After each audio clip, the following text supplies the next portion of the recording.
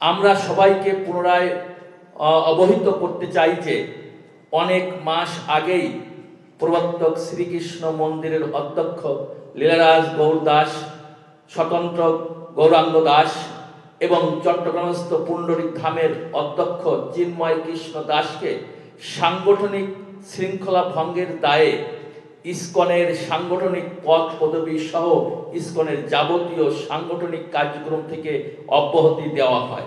ISKCON বাংলাদেশকে ঘিরে ভিত্তিহীন অপপ্রচার আমাদের স্পষ্ট অবস্থা।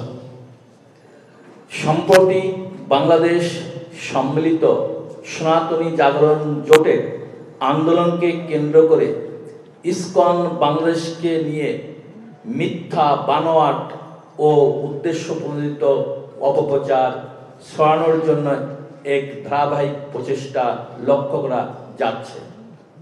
গত 5ই আগস্ট গণঅভ্যুত্থানের মাধ্যমে সরকার পরিবর্তনের পর থেকে কিছু মহল আমাদের সংগঠনকে বিতর্কিত করার লক্ষ্যে বিভ্রান্তিমূলক বক্তব্য এবং ভিত্তিহীন অভিযোগ তুলে সমাজে অস্থিতিশীলতা সৃষ্টির অপচেষ্টা করছে। বিশেষত চট্টগ্রামের বিশিষ্ট আইনজীবী সাইফুল ইসলাম আলিফের মর্মান্তিক মৃত্যুর পর যে অপপ্রচেষ্টা চরমে পৌঁছেছে। চট্টগ্রাম পোর্ট ভবনের সামনে সংঘটিত অনাকাঙ্ক্ষিত ঘটনাকে কেন্দ্র করে ইসকন বাংলাদেশকে অন্যায়ভাবে দায়ী করার অপচেষ্টা চলছে। আমরা স্পষ্টভাবে জানাতে চাই যে এ ধরনের ন্যাক্কারজনক ঘটনা এবং চলমান আন্দোলনের সঙ্গে ইসকন বাংলাদেশের কোনো ধরনের সম্পৃক্ততা নেই। এই মিথ্যাচার এখন এমন পর্যায়ে পৌঁছেছে যে সড়ক দুর্ঘটনার মতো বিষয়গুলোকেও ইসকনের চক্রান্ত বলে চালিয়ে দেওয়া হচ্ছে। আমরা ইতিমধ্যে একাধিকবার সংবাদ সম্মেলনের মাধ্যমে এবং সরকার ও প্রশাসনের বিভিন্ন পর্যায়ে আনুষ্ঠানিকভাবে বিষয়টি পরিষ্কার করেছি, কিন্তু দুঃখজনকভাবে কিছু বিশেষ মহল ইচ্ছাকৃতভাবে আমাদের সংগঠনের বিরুদ্ধে মিথ্যা প্রচারণা চালিয়ে যাচ্ছে এবং ইসকনকে নিষিদ্ধ করার মতো অযৌক্তিক দাবি তুলছে।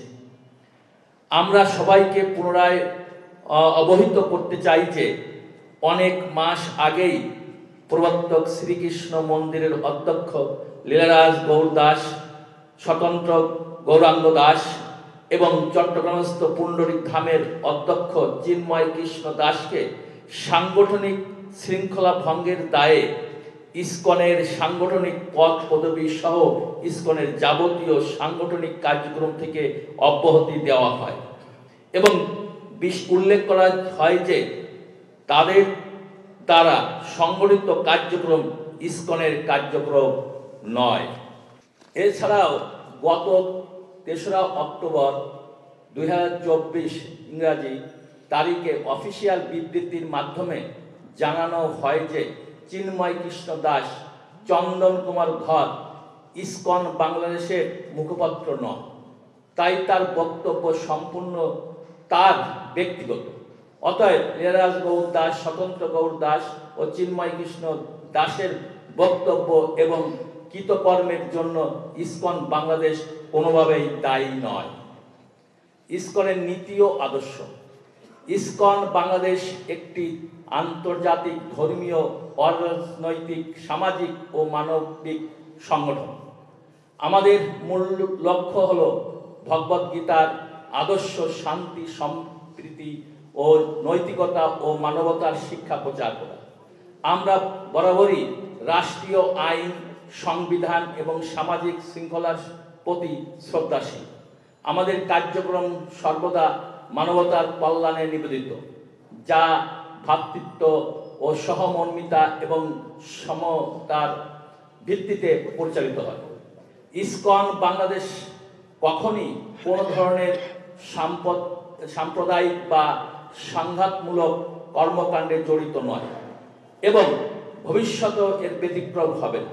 আমাদের সংগঠন সবসময় সমাজে ঐক্য, সৌহার্দ্য ও ভ্রাতৃত্ব প্রতিষ্ঠার লক্ষ্যে কাজ করে আসছে।